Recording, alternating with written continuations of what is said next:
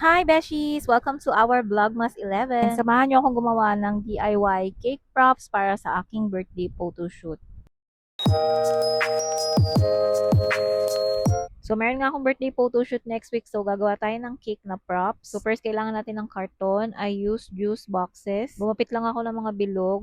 And ganito na pahaba. Depende sa size ng cake na gusto nyong gawin. Pati yung taas niya. Gumamit din ako ng glue sticks, glue, and itong crepe paper. Hindi na nagana yung glue gun ko. So, eto, gagamit na lang tayo ng kandila. Pagkakabitin ko lang tong mga bilog na nagupit ko at yung pahaba. And pinagsabay ko na silang ikabit dito sa pahabang karton para mabuo natin yung pinaka-cake natin. Nag-try ako ng ibang pandikit para dito pero mas better itong glue sticks. So kung wala kang glue gun, pwede mo namang tunawin sa kandila. Just be careful. Make sure din na matibay at maayos ang pagkakadikit mo para hindi gumuho yung cake kapag may design na. Tada! Ayan, buo na yung ating cake. Ang kailangan na lang natin dito ay lagyan ng design. Gumupit nga rin pala ako ng kaprasong styrofoam para ilalagay ko sa ibabaw. Kasi gusto ko tong tusukan ng happy birthday and kandila. So kung medyo may budget kayo, bumili na lang kayo ng styrofoam na parang cake na yung shape. Pero kung on a budget like me, ayan, karton lang ginamit ko. So, it's time na magde-design na tayo gamit yung crepe paper. Naisip ko kung anong gagamitin kong pang design and feeling ko mas okay tong crepe paper kaya ito yung napili ko. So, first, i-cover ko lang to ng white na crepe paper para yung pinaka-base niya is puti bago ako mag-start mag-design. So, nilagyan ko lang ng crepe paper na white yung paikot at etong top. Yung ilalim, hindi ko na nilagyan kasi ididikit ko naman yun sa base. Pati yung styrofoam, nilagyan ko na rin ng crepe paper and ididikit ko yan dito sa ibabaw. After that, sinukat ko naman yung paikot ng ating magiging cake. And gumapit ako ng crepe paper na gano'n yung size. And then gumapit ako ng maliliit na strip ng crepe paper and iniline ko siya dito sa